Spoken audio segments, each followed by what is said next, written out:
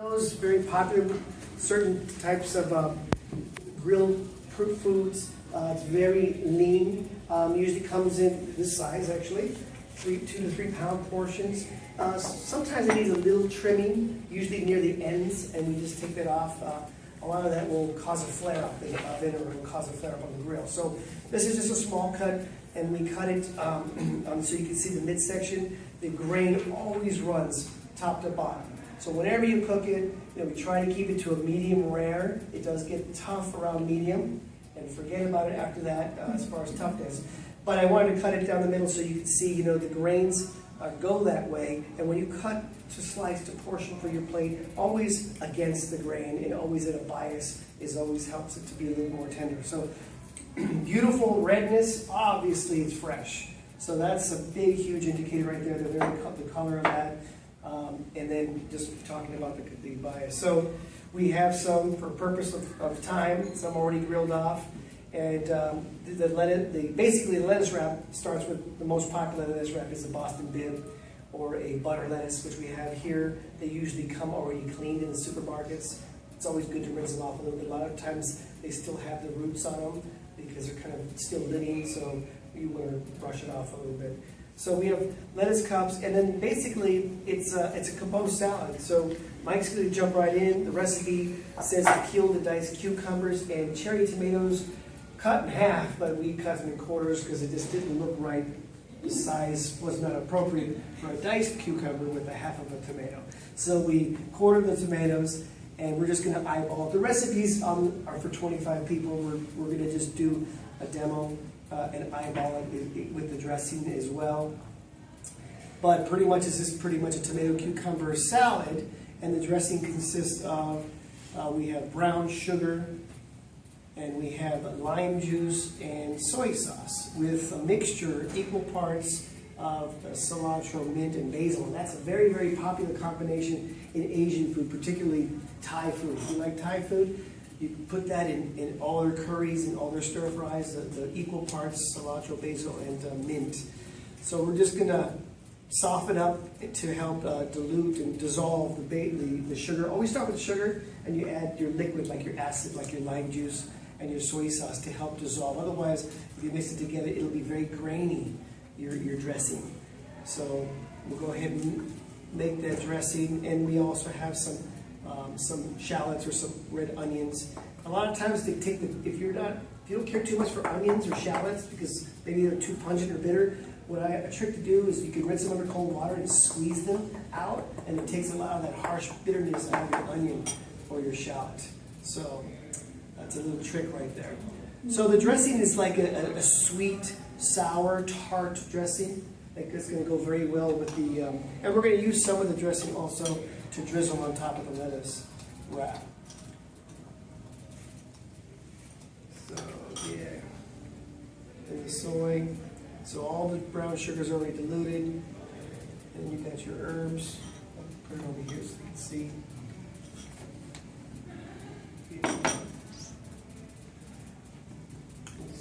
And throw some of the onions in there. And then a little bit of red crushed pepper for some heat, which is always nice. Okay, that's good on the onions. I think you could use a little bit more of this, a little more of this, and we'll taste it here in a second. Probably too much. And that can go in here. Just can go in the salad. So it's a quick, simple, dressing that should be sweet and sour and light. Again, this is what I like about doing lettuce wraps, and go ahead and taste it, is lettuce wraps are great for a backyard party or in the house party. If you had an event like this, say there was maybe about 18 people or 60 people, but 12, you could get a platter like this and put your salad there, put your sliced meat there, and put your lettuce there and your vegetables, and put it in the middle of the table and put spoons on it. Everyone can go build their own, and just go and put as much as they'd like in the lettuce wrap, and help themselves like a buffet. So it's a good way to do a buffet. How you going with the flavor? Okay. So we're just gonna lightly marinate the tomato cucumber salad. So again, perfect for summertime. Avoiding bread, you know, versus having a flank steak sandwich or a roll on the side. You still can serve bread, but this is definitely more of a salad option. So let's just give it a couple more times. Does it need salt and pepper?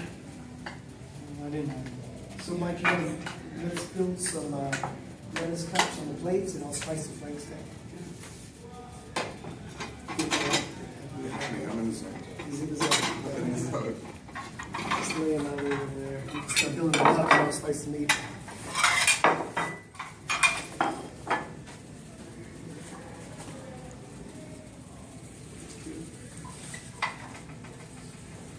It looks like the meat's perfectly cooked.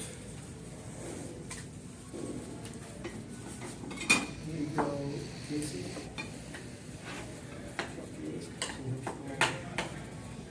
So any questions right now about flank steak, about bit lettuce, about dressing, about anything on this one particularly?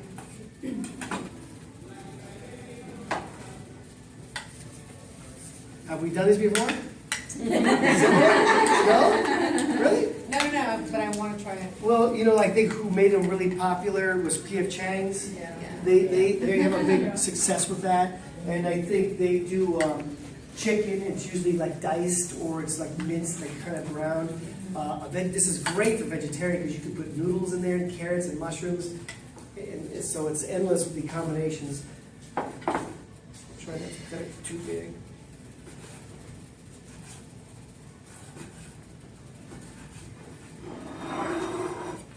So the pieces are too large, right? So I'm going to cut them in smaller dice for you, right? So it's easy to eat.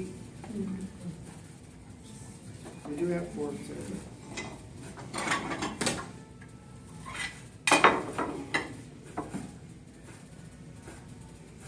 And again, you can make the dressing sweeter, hotter. That's where, you know, following the recipe is only good if you like the end result. So play with the recipes, but again, we're not adding too many things to it. The meat and the fresh vegetables are definitely going to be the highlights.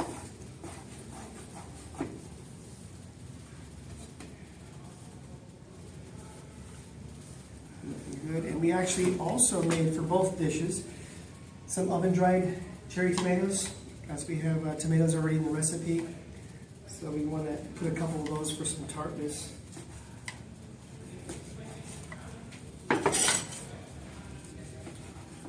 For some color.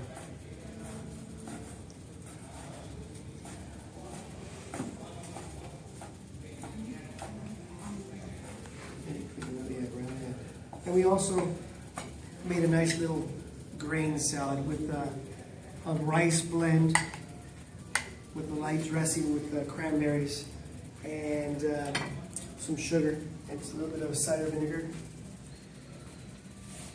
Pretty looking good. I'll help plate some, pass some out if you guys want to make some more dishes.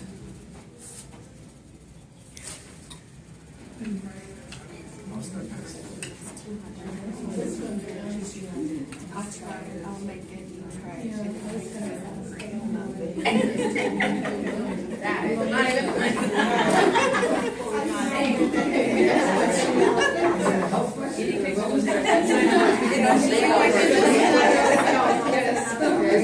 So the recipe calls for to broil the meat to medium done.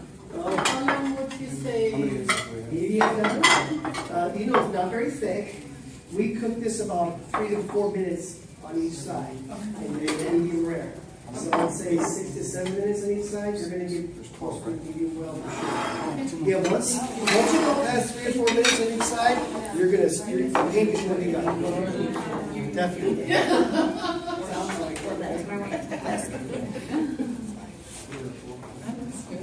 What do we need? 4 more? 5 more? 6 more? You got it. 6 more coming right now.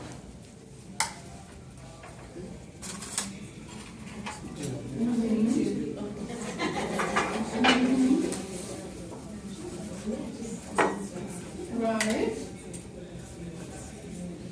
Good question. And you know, it's a fun dish. It's a eat with your hands dish. It's a casual dish. It's a recipe.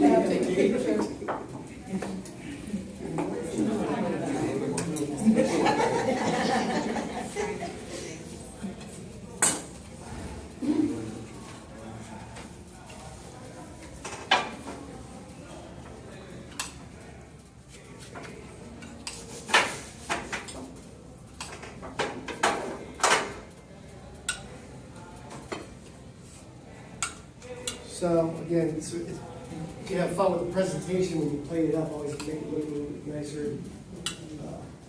Take your time. You can put some crunchy noodles on top. You can put some sesame seeds on top. You could have put some. Well, we put grains on the side, so all those grains on the side could have actually been folded in there too.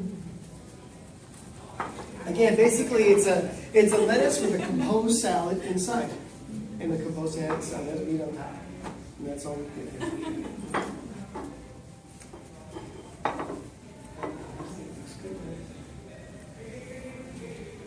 So please eat, and then we'll just any questions you might have.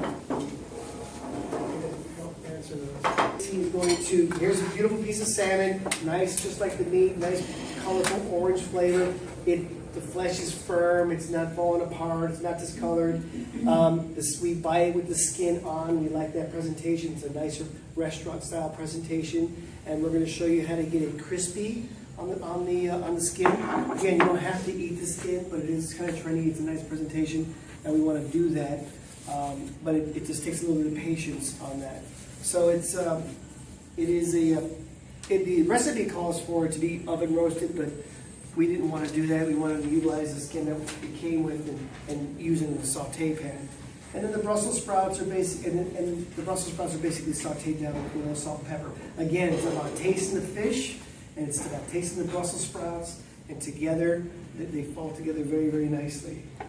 It does call for a white wine sauce. We didn't want to mess with wine during lunch time here, so but it's in Michelle's office. So if you wanted to stop by later. She might invite you for some. In leafy green vegetables is next month, actually, for June for us. We're doing a special promotion with leafy greens. So on salmon, cooking fish, a lot of people are intimidated by cooking fish at the house. I think the biggest thing about it is got to play with it in the pan. If you have a non-stick pan, it takes so much work out of it. When you do it skin side down, which is like not normal, most places don't. You use meat side down, then you flip it over, but the skin will get soggy that way. But when you do it skin side down, the meat will pucker up. So you do want to put pressure back down on the middle to make sure it stays down. That's the one thing to remember if you want to do it at your house and serve it with the skin on it. Rockfish is another good one. Sea bass or black bass is another good one with the skin on. But salmon is very good with the skin on. That's what we're doing today. But yeah, when you hit it, it wants to curl up. You got to push down the center. This is near the tail end. It doesn't want to push up as much. Just keep that in mind. Medium to high heat is always good. And you see, without even messing, I can see from here, it's getting, the orange is now pink. And the pink will climb to the center, to the top. And you can tell how far it needs to go. And it's doing the same thing pretty much in the middle. So usually we look at the fish, and when it gets to about 2/3 the top pink, so it's cooking, it's going to 2/3, we do what's called kissing. We just kiss the other side, and then just take it off the pan. And then it should give you a nice crisp skin. But it's always medium high temperature. And one thing I wanted to show you as well, keep going on there, is the Brussels sprouts are in the dish, and it calls for shaved Brussels sprouts. We shave, and we cook in oil and garlic and salt and pepper, just like the recipe said. But we trim some also. We took a little paring knife and we trimmed them, and like kale chips. Kale is like the big thing in the last few years. Brussels sprout chips are going to become very popular as well. These are great fried, just like kale chips. They're good baked. These are very good fried, but we blanch them, and it brings the chlorophyll out, and you hear it with cold water. So it's got a nice vibrant green to it, lime green. And what we're going to do is you can serve them like that. We're going to lightly heat them up though to serve them with the fish. And we already have some fish for you in the shaker. So, yeah. Okay. So let's see. So that's pretty straightforward dish with the salmon. We're going to serve the other dried tomatoes with that as well. Please go ahead and make this one as well. Hey, Mike, you want to help start plating on that, right? That's what we're going to do right now, too. So, there's a lot of talk about sustainable seafood, right? And it's growing and growing and growing. I actually took some notes. I did a little bit of research about getting the right answer for it, but fish and seafood is becoming more and more popular. You guys are close enough to the water. You should have a lot more options than Albuquerque or some other places. Okay, so you should take advantage of it for sure. But you know, seafood is perceived to be healthy, and when you talk about sustainability, it means you care about the environment. It's everywhere you go now, sustainability. But the fish population is declining every day. And I just took this note off of our company website.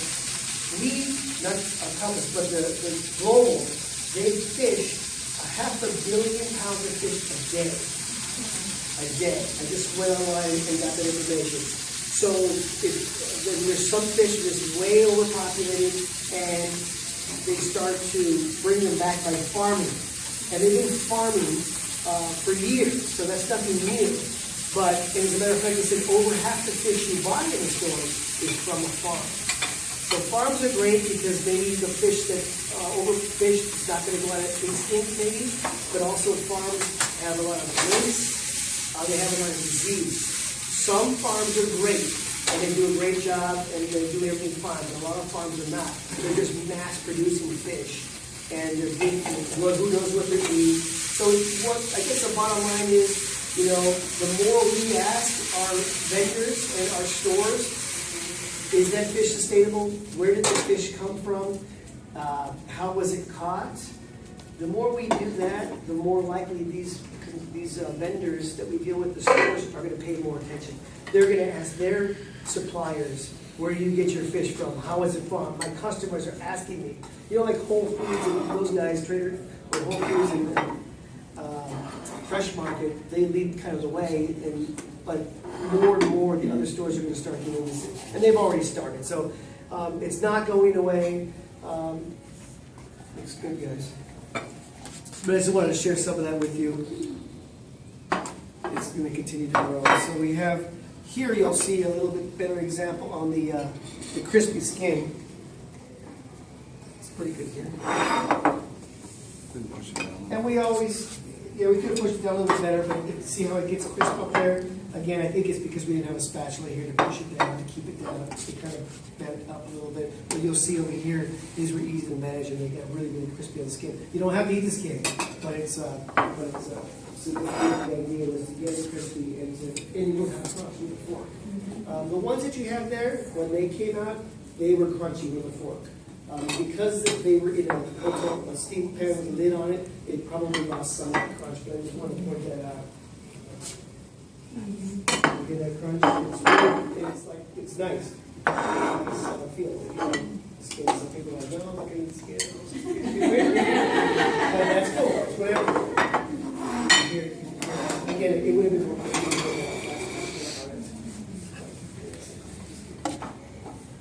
and actually, it'll cook right up. When it's cooked nicely, it'll do that.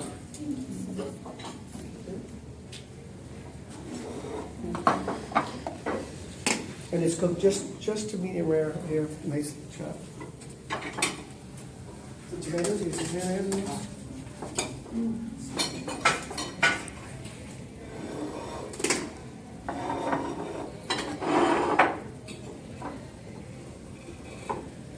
So simple pan-seared salmon with some just lightly sauteed Brussels sprout or regular cabbage. You could have put bacon in there. We could have put the wine in there. We could have put a lot of different things in there, but it's really about keeping it simple.